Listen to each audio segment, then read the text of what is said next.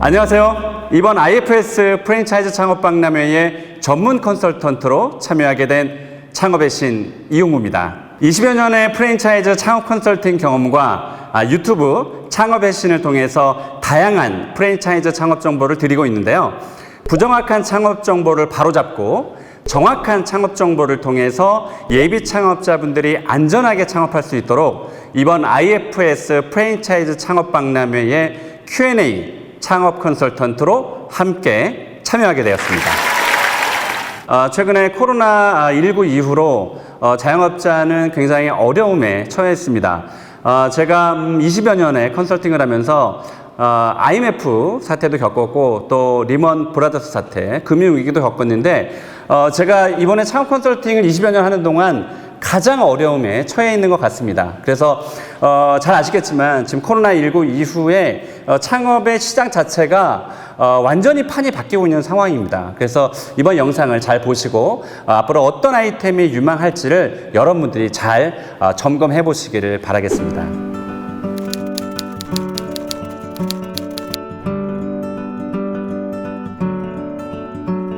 상권의 판도 완전히 바뀌었다라고 보시면 됩니다. 여러분 잘 아시겠지만 지금 시내 중심가, 특히나 제가 명동을 최근에 여러 차례 갔다 왔는데 뭐 가보시면 아시겠지만 저녁에는 완전히 할렘 가고요.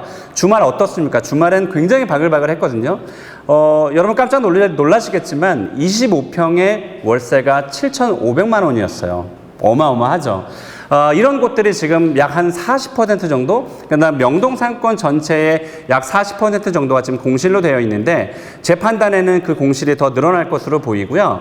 이렇듯 명동뿐만이 아닙니다. 그러니까 관광지의 상권들, 안국동이라든지 북촌 같은 데는 완전히 그 외국 관광객들의 발길이 끊어지면서 그 상권들의 자영업자분들이 직격탄을 맞고 있고요. 이곳의 특징들은 어떻습니까? 월세가 굉장히 비싸잖아요. 그래서 사실 버티지 못하는 그런 상태가 나타나고 있고 이 오피스가 상권을 주목을 해야 되는데요. 잘 아시겠지만 과거에 김영란법이라든가 또 52시간 근무제라든가 이런 것들이 자영업자분들을 괴롭히고 있었는데 이번 코로나19 통해서 시간에 대한 제한이 생겨버렸어요. 뭐 9시, 저녁 10시 이런 시간이 생기면서 특히 주점을 위주로 하고 있는 이런 자영업자분들이 큰 타격을 입고 있습니다. 그래서 최근의 트렌드를 보면 이 술과 관련된 업종들의 창업들이 참 어려움을 겪고 있는 상황입니다. 그래서 오피스 가도 여러분들이 잘 주목을 좀 하셔야 될 것 같고요. 또 특히나 대학가, 지금 대학생들 비대면 수업으로 학교에 전혀 가지 않습니다. 또 특히 노량진 상권 가보셨나요? 지금 노량진도 학원가들이 굉장히 어려움에 처해 있어서 고시원들도 거의 공실들이 많이 생겨나고 있고 월세도 비싼 상황인데 지금 예전에는 원래 노량진에 한 15평 규모의 권리금이 1억 원 정도 했었거든요. 지금 권리금이 없습니다. 그 정도로 지금 상권의 판도가 바뀌었기 때문에 어떤 상권을 주의하고 또 연구를 해야 되는지 여러분들이 잘 참고하셨으면 좋겠습니다. 네, 어딜까요? 주택가 상권입니다. 지금 코로나19가 많은 것을 바꿔놓고 있는데요.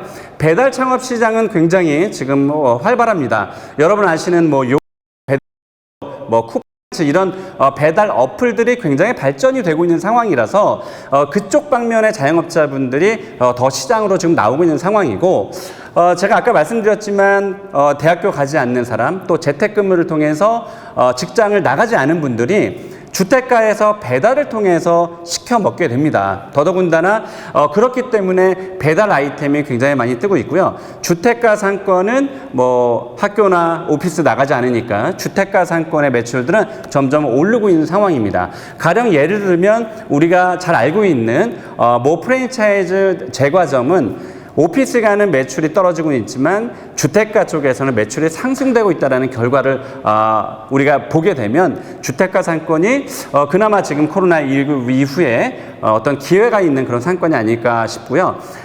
반면에 지금 오피스가 상권은 권리금과 월세가 떨어지고 있는데 오히려 주택가 상권은 가보시면 아시겠지만 오히려 공실률이 굉장히 적습니다. 특히 이 주택가의 장점은 오피스가와 시내 중심가와 달리 월세가 굉장히 적기 때문에 수익률적인 측면에서는 주택가 상권이 눈여겨볼 만하다. 더더군다나 그래서 소자본 창업자분들이 우리 프랜차이즈 창업하시겠다는 그런 분들이 많을 텐데요. 소자본 프랜차이즈 창업 예비 창업자분들이 주목해야 될 상권입니다.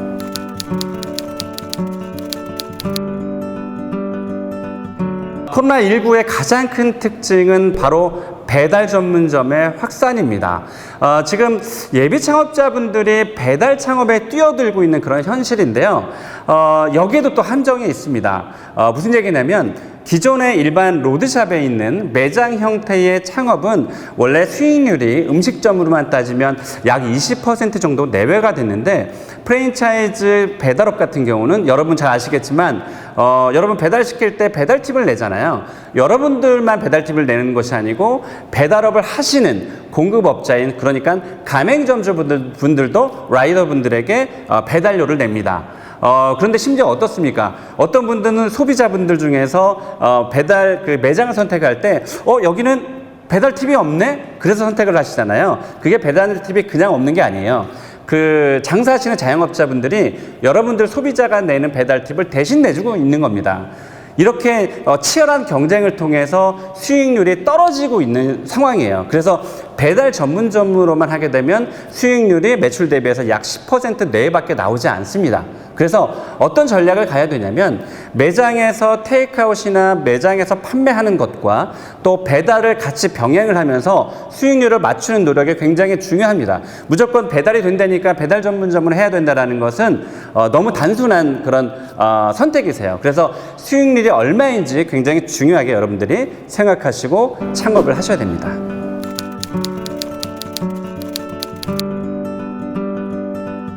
네, 지금 배달업이 뜨면서 덩달아 뜨고 있는 아이템이 있습니다. 바로 밀키트 아이템입니다.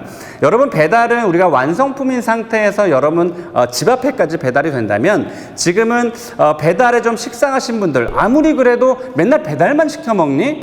맨날 완성품만 우리가 먹을 수는 없잖니? 라고 하는 그런 소비자들이 많아지면서 밀키트, 그러니까 여러분 잘 아시겠지만 직접 재료들을 배달을 해줘서 내가 배달한 그런 재료들을 그릇에 담아서 내가 직접 손수 해먹는 음식인데요. 이게 지금 어디까지 더 발전이 되고 있냐면, 여러분들 많이 알고 계시는 그런 맛집들도 매장으로 코로나19 때문에 찾아오지 않으니까 매출을 끌어올리기 위한 전략으로 밀키트 상품을 만들고 있습니다. 그래서 그 밀키트 상품 자체의 산업도 지금 발전이 되고 있기 때문에 소비자는 덩달아서 밀키트 아이템에 주목을 하게 되는데요. 제가 밀키트 창업에 대한 검색량을 한번 찾아봤어요. 우리가 네이버에서 검색량을 찾아보면 이 산업이 뜨고 있다, 아니면 뭐 쇠퇴하고 있다라는 것도 어느 정도 힌트를 얻을 수 있는데요.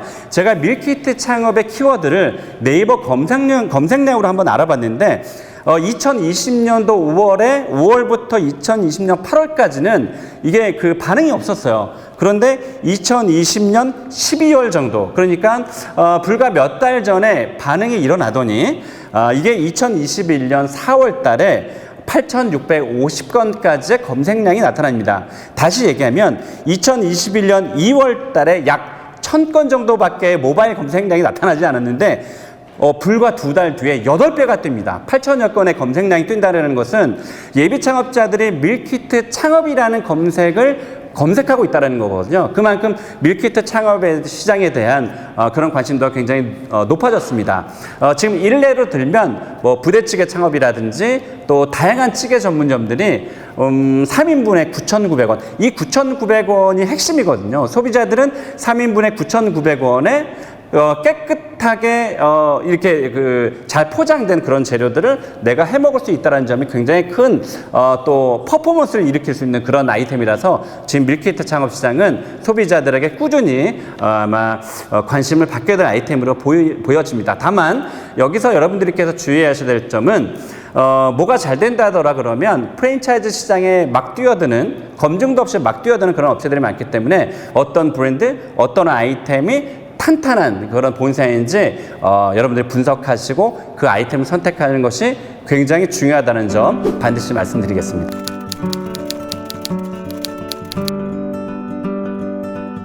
네, 그 도심에서 벗어나는 창업자들이 굉장히 많아지고 있습니다. 그래서 제가 탈도심 비즈니스라는 키워드를 요즘에 계속 여러분들께 알려드리고 있는데요. 여러분 코로나19 때문에 어때요? 저희 여행 가지 않죠. 외국으로 가지 않습니다. 또 외국으로 골프 치러 나가시는 분들도 전면 다 중단이 된 상태입니다. 그래서 그런 분들이 국내에서 여행을 가고 싶어 하시는 분들이 굉장히 많아졌고요. 그리고 고정비 어떤가요? 재료비 올라가고 인건비가 계속 매년 소폭이든 대폭이든 인건비는 상승할 수밖에 없어요.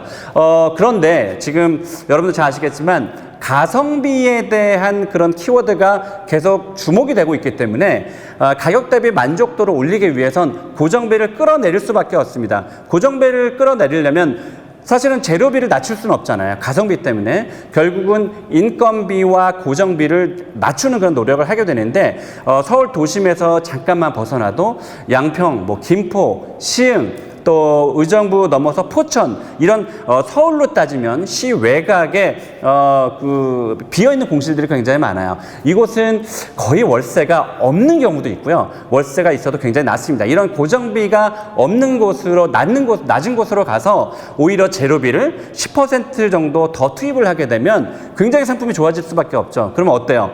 SNS 통해서 인스타그램, 페이스북, 유튜브를 통해서 저절로 소비자들이 나의 홍보맨이 되어줍니다. 그래서 지금은 고정비를 줄이는 역할이 굉장히 필요하다. 그런 점에서 탈도심 비즈니스도 여러분들이 한번 주목해 주실 필요가 있습니다.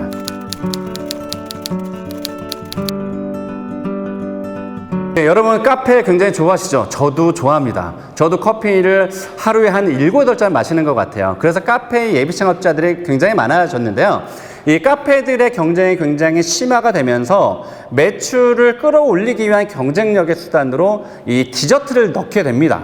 그래서 베이커리와 디저트 이런 산업의 분야가 지금 계속 발전이 되고 있는데요. 제가 그 유행과 유망을 가르는 방법 중에 하나를 간단한 방법을 여러분들에게 자주 소개해 드리는 것 중에 하나가 어렸을 때 어머니가 나에게 해주셨던 음식이 어떤 것인지 그게 유망 아이템이 될 가능성이 굉장히 크다라고 제가 말씀을 드려요. 제 강연에서 굉장한 다양한 말씀을 많이 드렸었는데 꼭 말씀드리는 게 여러분 우리 찜닭 좋아하시잖아요? 네, 찜닭은 안동에 가면 찜닭 골목이 있습니다. 서울은 찜닭 골목이 없어요.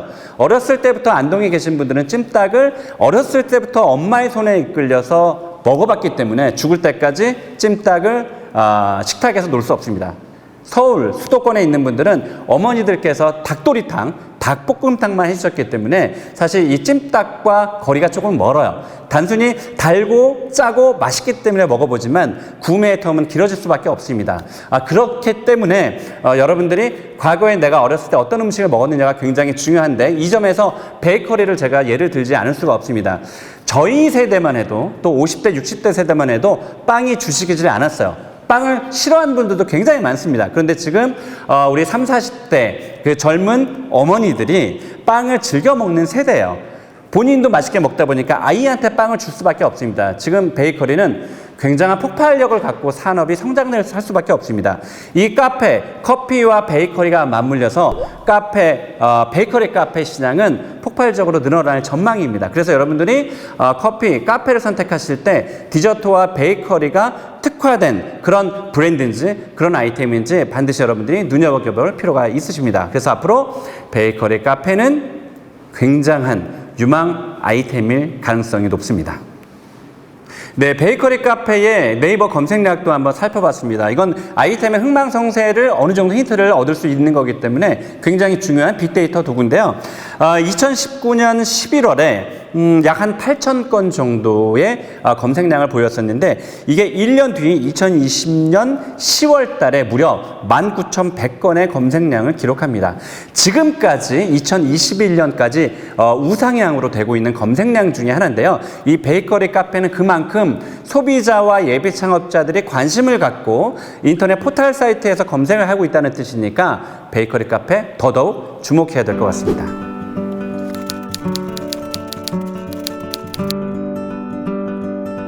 앞으로 여러분들이 서비스업에 대한 아이템도 주목을 좀 해야 될 것 같습니다. 서비스업은 선진국일수록 비중이 높아지거든요. 왜냐하면 굳이 지불하지 않아야 될 돈을 지불을 해야 된다는, 할 수 있다는 것은 그만큼 소득 수준이 높아졌다는 뜻인데요. 미용실도 마찬가지고요. 또 여러분들 요즘 주목하고 계시는 무인 독서실도 그렇습니다. 집에서 굳이 공부를 해도 될 것을 돈을 지불을 하면서 독서실을 찾아가고 있다는 거고요. 여러분 요즘에 특히 프랜차이즈 박람회에 많이 나오고 있는 것 중에 왁싱 아이템이 있어요.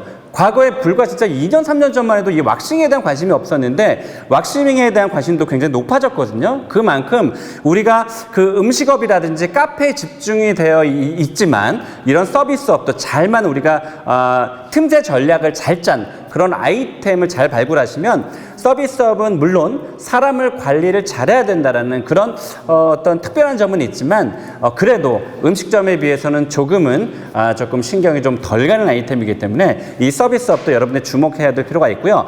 소매업 2020년 그 자영업 매출이 2021년도에 비해서 대부분의 자영업 아이템들이 매출이 하락이 됐는데 소매업이 상승이 됐어요. 이 뜻은 뭐냐면 무조건 소비업의 매출이 증가됐다는 게 아니라 인터넷 사업을 하시는 그런 소매업 사업자들이 굉장히 많아졌습니다. 그래서 틈새만 잘 찾는다면 소매업과 서비스업의 아이템도 음식업 못지않게 혹은 음식업보다 훨씬 더 수익률이 높은 그런 아이템들이 많기 때문에 서비스업과 판매업도 잘 여러분들이 살펴볼 필요도 있겠습니다.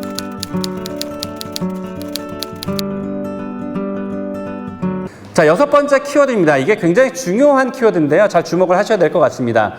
일단 코로나19가 우리 소비 생활에 많은 패턴의 변화를 주었습니다. 자영업자분들에게 자극을 주고 있는데요.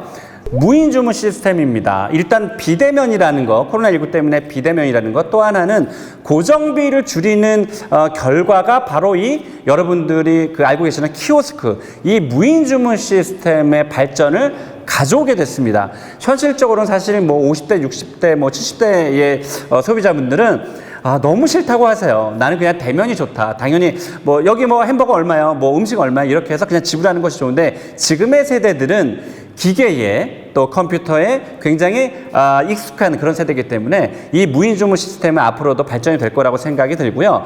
아까 제가 다른 제가 질문에서도 말씀드렸지만 이 고정비, 인건비는 지속적으로 상승이 될 수밖에 없습니다. 이 무인 주문 시스템 하나만 드러나도 고정비를 좀 낮출 수 있기 때문에 이 무인 주문 시스템의 산업이 발전이 될 수밖에 없습니다. 자, 그리고 또 한 가지는 로봇입니다. 지금 뭐 커피도 로봇이 내려주고 있고요. 닭도 로봇이 튀기고 있습니다. 제가 얼마 전에 속초에 모 음식점을 갔는데 대형 음식점입니다. 거기도 그 1층에 일하시는 이모님들이 한 10몇 분이 계셨는데 네, 로봇이 다 그것을 손님들에게 응대하고 있더라고요. 사실 개인적으로는 굉장히 좀 서글펐지만 그게 우리 지금 현재 창업 아이템의 추세를 그대로 대변해 주는 것이라고 보여집니다. 그래서 앞으로 로봇에 대한 쓰임새도 굉장히 많아질 것이라고 보고요. 또 한 가지는 셀프 서비스입니다. 저절로 이게 지금 다 같이 묶여져 가고 있는 거죠. 무인 주문 시스템, 로봇, 그래서 셀프 서비스가 계속 확산이 될 수밖에 없다. 결국은 이게 뭐 우리가 창업 시장에 또 소비 시장에 약간 좀 인간적인 그런 정의 모습이 사라지고는 있지만 돈을 벌기 위한 자영업자들의 어떤 피나는 노력, 그거에 대한 결과물이라고 볼 수 있겠습니다. 그래서 비대면에 대한 그런 아이템들을 잘 여러분들이 살펴볼 필요가 있겠습니다.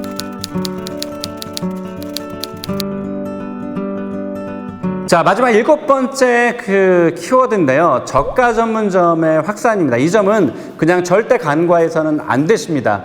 과거에 외식사업가 백종원 씨께서 뭐 백빵이라든지 뭐 이라든지 이렇게 저가 전문점을 시장에 내놓으면서 그 상권에 있는 그냥 평범한 가격대의 자영업자분들이 큰 타격을 입었는데요. 그게 아마 저가 전문점의 시발점이 됐을 수도 있겠습니다.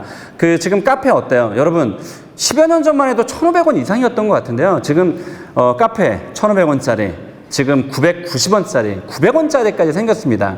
저는 여기서 양날의 칼을 볼 수가 있는데요.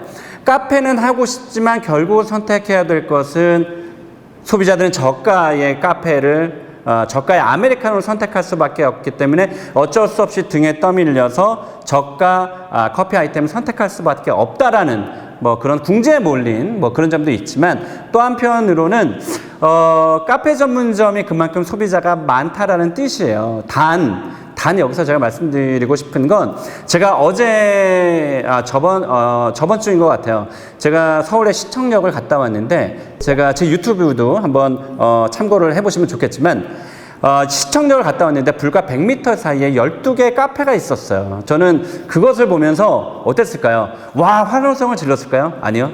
저는 한숨부터 나왔어요. 이 12개의 카페의 사장님들이 100원, 200원, 300원, 500원의 목숨을 걸면서 소비자들을 끌어들이고 있을 수밖에 없다라는 점. 그만큼 커피 창업자들도 많은 것처럼 공급자들의 그런 피나는 그런 경쟁을 하고 있다라는 점에서 여러분들이 이 저가 전문점은 조금 고민을 좀 해봐야 될 필요가 있다. 다만 지금 이런 저가 전문점의 그 확산이 여러분 대창, 곱창 좋아하시잖아요.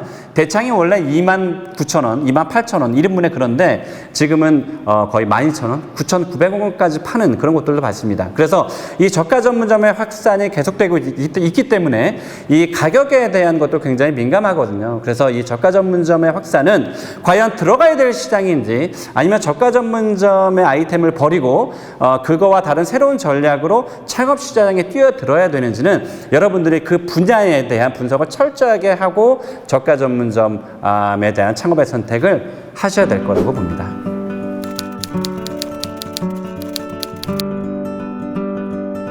네, 저는 프랜차이즈 예비 창업자분들에게 꼭 하고 싶은 얘기가 있습니다. 사실 굉장히 많지만 딱 한 가지만 제가 말씀을 드리자면 여러분들은 결혼하실 때 어떻습니까? 배우자를 그냥 순간적으로 좋아서 결혼하시는 분들도 있겠지만 몇 년 동안 두고 봐서 이 사람과는 내가 100년 가약을 맺을 수 있겠다라는 결론에 이르기도 합니다.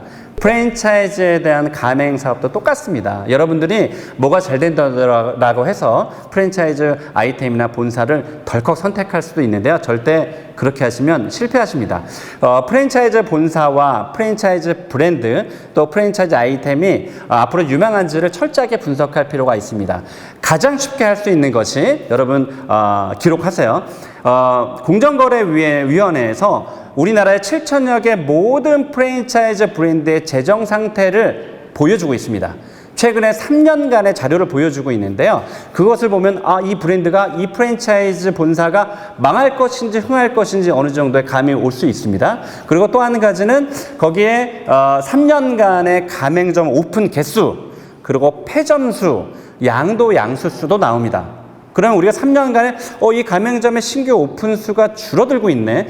이 폐점 수가 늘어나고 있네. 이것은 그것만 봐도 이 프랜차이즈 현재의 현 주소를 알 수가 있습니다. 그래서 여러분이 인터넷 검색창에 공정거래위원회 가맹사업 거래 다시 공정거래위원회 가맹사업 거래라는 사이트를 치시면 다 공짜입니다. 그래서 여러분들이 잠이 안 오시거나 아니면 프랜차이즈 본사를 여러 개를 후보군으로 두고 어떤 브랜드를 선택할 것인지 기로에 서 있을 때 이 데이터는 굉장히 여러분들께 꿀팁을 제공하는 데이터라고 봅니다. 여러분들 이런 그냥 덜컥 계약하지 마시고요. 이런 분석력을 통해서 여러분들이 안전하게 창업을 하시기를 진심으로 바라겠습니다. 감사합니다.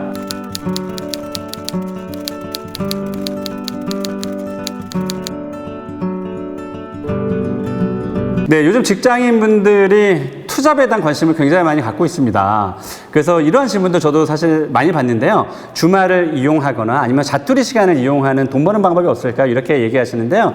제가 두 가지만 그냥 말씀드리고 싶어요. 하나는 지금 온라인 창업의 사업자들이 굉장히 많아졌습니다. 실제로 온라인을 구매하시는 분들이 많아졌기 때문에 1년 365일 내가 자고 있어도 통장에 돈이 들어오는 게 바로 이 온라인 창업인데요. 물론 잘하셔야겠죠.